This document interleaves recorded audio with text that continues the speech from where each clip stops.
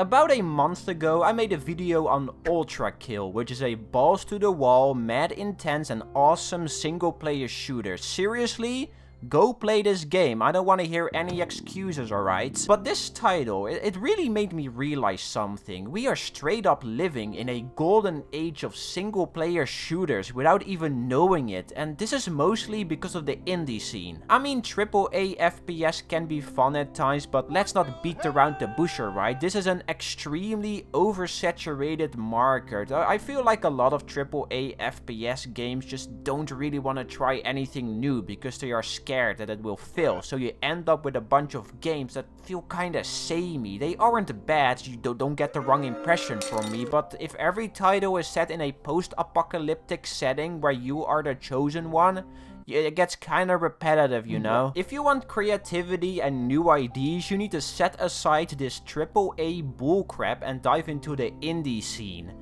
Bam! Look at all these bangers, man. There's a game where you play as a fashion cop shooting Karens. This is real. A game with weird magic guns. One where you have to shoot on the beat. One where you have to speed run while discarding your guns for mobility tricks. The indie scene is where it's at, man. If you want something fresh, go play Forgive Me, Father. Go play Boomerang X, and especially go play Dusk. Dusk is cool. I like Dusk. Me and Dusk are best friends. This is a very old school, classy inspired, Quake-like boomer shooter. There are no crazy combo chain tricks you can perform. There is no upgrade system or massive story build up. The game just plops you onto a map and says, "Make the people of this land suffer the consequences of their actions." And you shoot a bunch of weirdos. What a wacky game. It really isn't flashy or showy. It's a very grounded experience, and it really tries to build upon that. It starts off very simple and to the point. When you load into the first level, you have nothing but 2 sickles, but quickly you figure out how all the mechanics work by just playing around with it. You figure out you can speed across the map by strafing, source engine style. You can pick up explosive barrels and throw them at enemies, rocket jumping, which is still the single greatest mechanic of any video game. You can front and backflip for no reason, spin your weapons around and use them as a melee. Throughout certain levels you also find these ability orbs, and one of them just turns the game into super hot, which if that doesn't sound awesome as hell, then you suck. Go away and eat your vegetables or something. The whole game is divided into 3 episodes, each episode containing 11 levels, and your goal is to just get to the end old school Doom style. The first episode is very basic, and its goal is to ease you into what's to come. You learn how all the weapons work and how to best utilize them. You know, shotgun for short range, sniper for long range, grenade launcher for groups, crossbow. You think this is used to hit multiple enemies at once, but no, you use the crossbow to fly. I mean, the doi.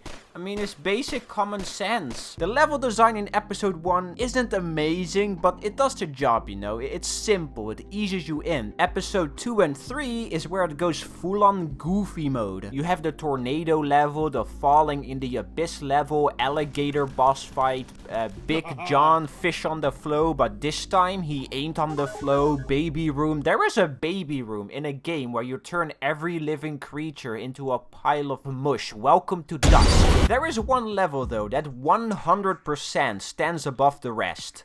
Asher's Lab. This is probably the coolest level I've ever played in any FPS, man. It starts off as a fairly normal lab filled with Tesla coils, tables littered with vials and lava lamps, until suddenly the whole level becomes a jumbled up mess. Floors have become walls, walls have become ceilings, and you have to try to navigate around everything. I swear, I've played this level like 20 times at this point. That's how good it is. It keeps surprising you with simple but fun gimmicks. This game has so many little quirks that it makes you want to know what comes next. It gets a little repetitive at a certain point, but an hour-long break will suffice that, honestly. It's also a title that actively rewards you for finding secret crevices and going out of bounds, which is so goddamn cool, man. It's a title that takes everything from the early boomer shooters, puts a modern spin on it, and goes absolutely bonkers with it. Holy hell. This is a good-ass game. Honestly, I think I actually even prefer it over ULTRAKILL. It isn't as insane and over the top, but it's better paced and consistent. newblood just knows what they're doing, and I can't recommend their games enough. It's hard to even criticize them because of how quality they are. Also, also, as a bonus, you can hit the sickest 3-pointer in your life in Dusk. So,